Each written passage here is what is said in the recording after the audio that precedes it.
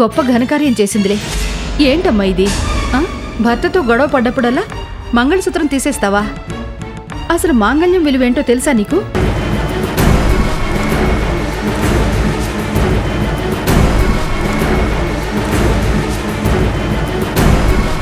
ఏంట్రా over action చేస్తున్నావు?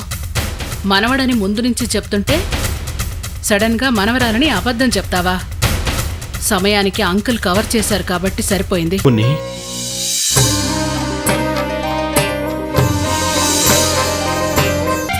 బాగా చదువుతున్నావా? డాడీ లేరు కదా అని మమ్మీని అల్లరి పెట్టట్లేదు కదా? అల్లరి పెట్టట్లేదు డాడీ, కానీ నువ్వేం డాడీ పూర్తిగా రావడం మానేశావు?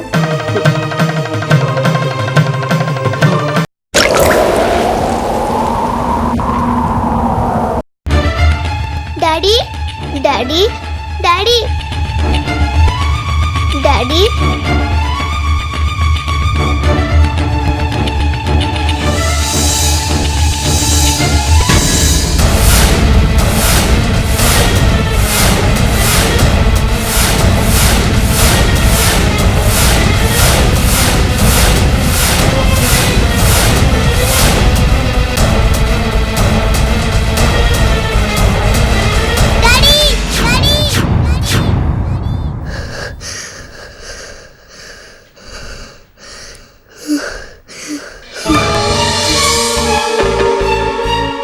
మున్ని, ఏమైందమ్మా? డాడీకి నోట్లోంచి రక్తం వచ్చి కింద పడిపోయారు మమ్మీ. నేను హోంవర్క్ చేస్తుంటే డాడీ వచ్చారు మమ్మీ.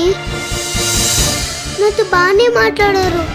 తర్వాత నోట్లోంచి రక్తం వచ్చి కింద పడిపోయారు. డాడీకి ఏమైంది మమ్మీ? ఏం కాలేదు నాన్న. డాడీ గురించి ఎప్పుడు ఆలోచిస్తుంటావు కదా, కళ్ళొచ్చిందంతే. డాడీకేం కాదులే. ఏమో, నాకు భయంగా ఉంది మమ్మీ. ఒకసారి డాడీతో మాట్లాడతాను మమ్మీ. ప్లీజ్ మమ్మీ, డాడీకి ఫోన్ చేయి మమ్మీ.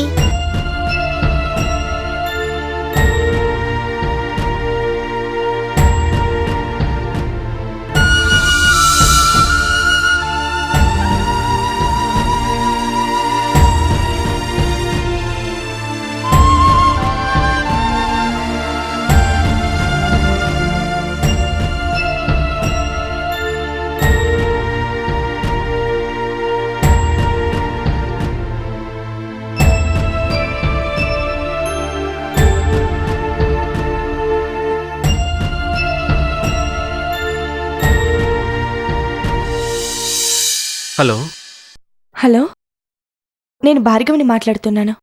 భార్గవి, ఏంటి ఇంత రాత్రిపూట ఫోన్ చేశావు?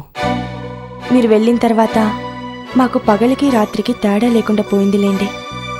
మీ గురించి పిచ్చి పిచ్చి కలలన్నీ వస్తుంటే భయంతో పాప నిద్ర కూడా పోవట్లేదు. ఏమైందండి మీకు? ఎందుకు ఇలా తయారయ్యారు? కనీసం ఒక ఫోన్ కూడా చేయరు. మేము ఫోన్ చేస్తే లిఫ్ట్ చేయరు. అసలేమైంది మీకు? ఏమవుతుంది భార్గవి? నేను ఇక్కడ ఎంత బిజీగా ఉంటాను నీకు తెలుసు కదా. ఏదో కాన్ఫరెన్స్లో ఉన్నప్పుడు నీ ఫోన్ వచ్చి ఉంటుంది, అప్పుడు లిఫ్ట్ చేయకపోయి ఉంటానంతే. నేను ఇక్కడ బిజీగా ఉంటాను కాబట్టే అక్కడి కంపెనీ బాధ్యతలని నీకు అప్పగించాను కదా. ఏం బాధ్యతలు అప్పగించారో ఏమో. నాకా ఈ బిజినెస్ల గురించి ఏం తెలీదు. నేనెక్కడ సంతకాలు పెడుతున్నానో, ఏదైనా తేడా వస్తే ఎలాంటి అనర్థాలు జరుగుతాయో అని ప్రతి క్షణం భయపడుతున్నాను తెలుసా. అసలు అంత పెద్ద బిజినెస్ని ఏ నమ్మకంతో నాకు ఈ బాధ్యతను అప్పగించారు?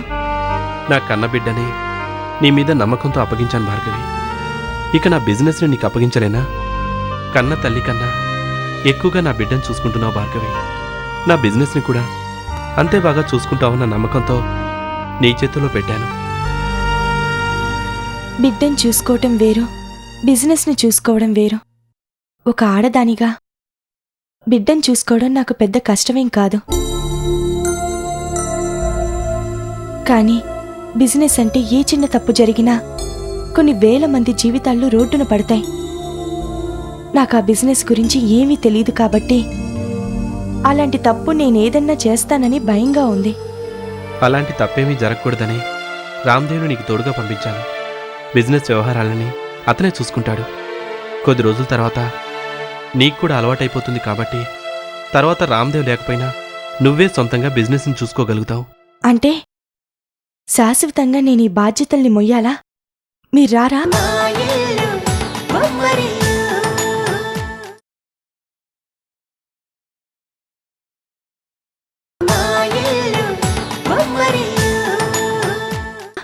ఎందుకు రాను భార్గవి, తొందరలోనే వచ్చేస్తాను.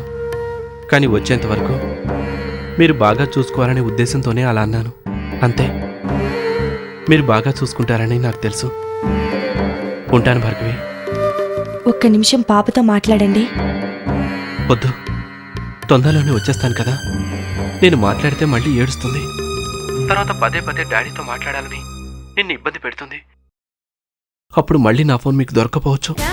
అందుకే ఏదో ఒకలా నువ్వే మేనేజ్ చేసి.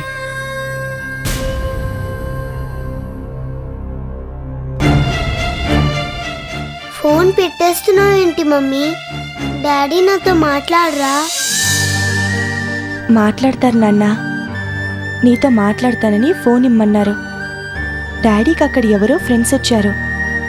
మళ్ళీ రేపు ఫోన్ చేసి నీతో మాట్లాడతారని చెప్పారు. డాడీ తొందరలోనే వస్తున్నారంట.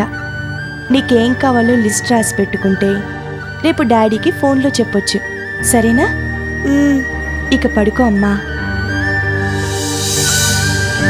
రా.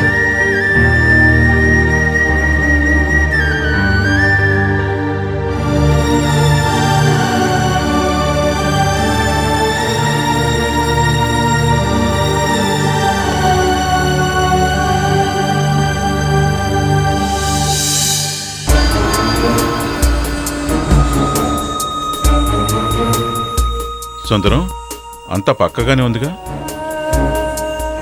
ఆ టెండర్ మనకే వస్తుంది కదా? ఈసారి సిట్యువేషన్ చాలా టైట్గా ఉంది సార్. చాలా పెద్ద ప్రాజెక్ట్ కదా, టెండర్లు వేయడానికి చాలా మంది వస్తున్నారు. ఎంతమంది వస్తే మనకేంటి సుందరం? ఇప్పుడు మార్కెట్లో మనమే నెంబర్ 1. మనకు పోటీగా నిలబడి మన మీద గెలిచేంత దమ్ములు ఎవడికి లేవు. మన మీద ఎప్పుడూ గెలిచే ఆ రాజేంద్ర ఎప్పుడో సైడ్ అయిపోయాడు. ఇక మిగిలింది ఒక అవినాష్ గాడు. వాడు సాఫ్ట్వేర్తో పాటు ఈ కన్స్ట్రక్షన్ ఫీల్డ్లోకి ఈ మధ్యనే వచ్చాడు. వాడికి ఫుల్గా ఇన్ఫ్లుయెన్స్ ఉందని భయపడ్డాను, కానీ వాడిప్పుడు ఇక్కడ లేడు. సో వాడి వల్ల కూడా మనకు టెన్షన్ లేదు. ఇక మిగిలింది మనమే సుందరం. అవినాష్ ఊర్లో లేకపోవచ్చు సార్, కానీ అవినాష్ బిజినెస్లన్నీ ఇప్పుడు భార్గవి చూసుకుంటుంది. ఆమె టెండర్ వేయచ్చు కదా. దాని బాబాయిని అవినాష్ గారిని 30 తిప్పలు పెట్టించి 3 చెరువు నీళ్లు తాగించాను. ఇక అదెంత చెప్పు, అసలు దాన్ని లెక్కలోకి తీసుకోవద్దు.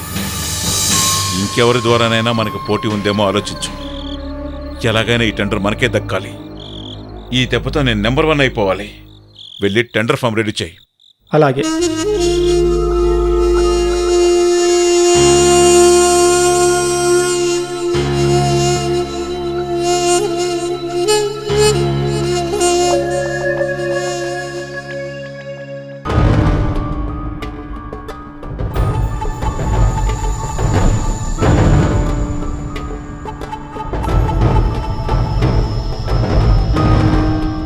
నిద్ర పట్టడం లేదు.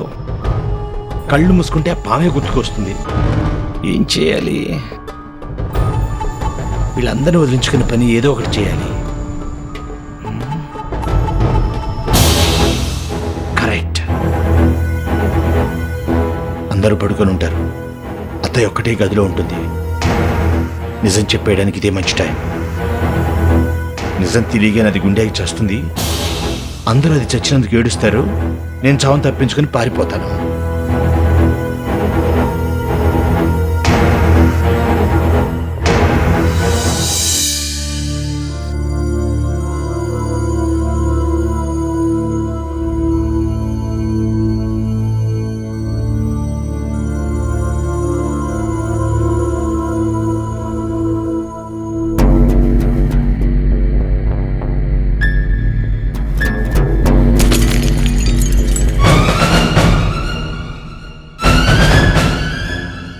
ఎవరిది?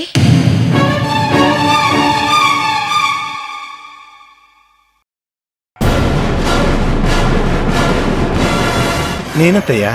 ఏంటి బాబు ఇంత అర్ధరాత్రి పూట? మీతో ఒక విషయం చెప్పాలి అత్తయ్య. ఏంటో చెప్పు బాబు. నేను మీ అల్లుణ్ణి కాదత్తయ్య.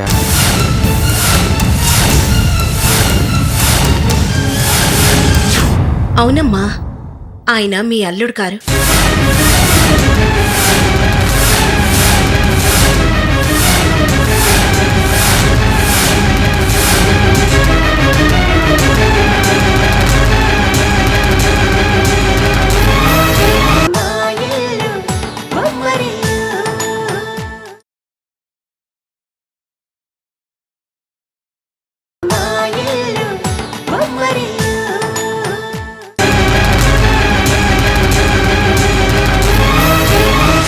ఈ రోజు నుంచి నీ కొడుకమ్మా.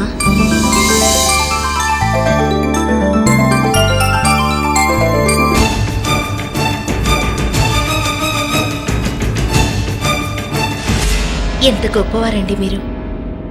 మీ అమ్మ కొడుకులు లేరని బాధపడుతూ అల్లుడైనా కొడుకైనా మీ అమ్మకి అన్నీ నేనే అని మీరు నా దగ్గర అంటుంటే ఏదో మాట వరుస కన్నారనుకున్నాను, కానీ మీ మనసులో నిజంగా ఇంత మంచి ఉద్దేశం ఉందనుకోలేదండి.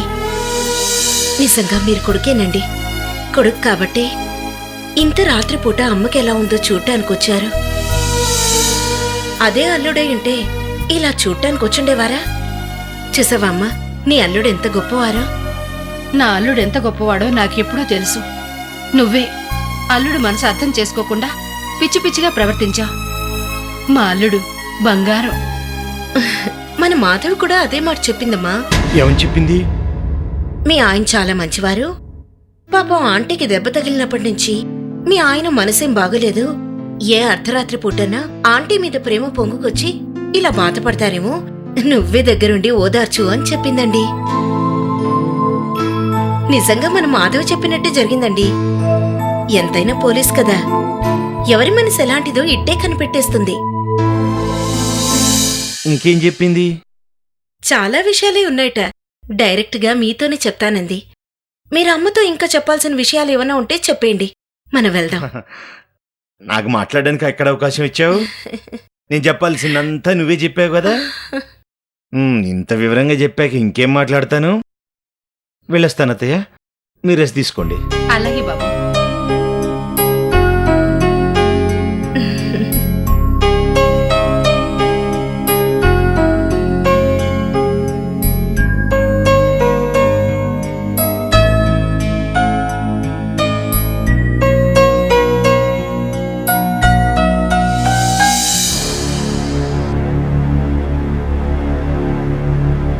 ఏంటి పిచ్చి పిచ్చిగా వాగుతున్నావు? ఇక్కడికొచ్చే ముందు మాధవి చెప్పిందంతా మర్చిపోయావా? ఇంకొకసారి ఇలా జరిగిందంటే నువ్వు నన్ను ఏమి చేయవని నాకు తెలుసులేవే. ఇప్పుడు జరిగిన విషయం మాధవికి అస్సలు చెప్పవు. బయటికి మాత్రం నేనంటే కోపం చూపిస్తావు, కానీ లోపల నేనంటే ఎంత ప్రేమ ఉందో.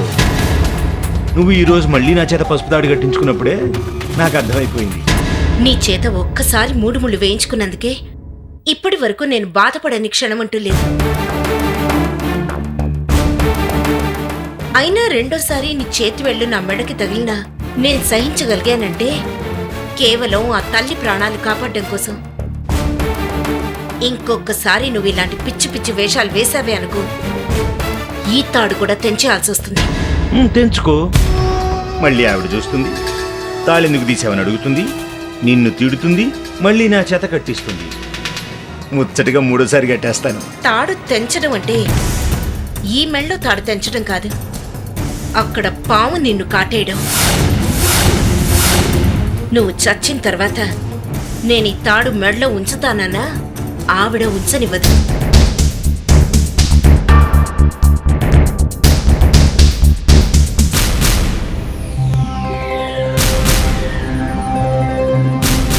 దీనిలో ఇంత మార్పు వచ్చిందేంటి? ఇదంతా మాధవి ఉందన్న ధైర్యం. చెప్తా ఎప్పుడో ఒకప్పుడు వీటన్నిటి నుంచి బయటపడకపోను, అప్పుడు దీన్ని ఆ మాధవిని ఇద్దరిని కలిపి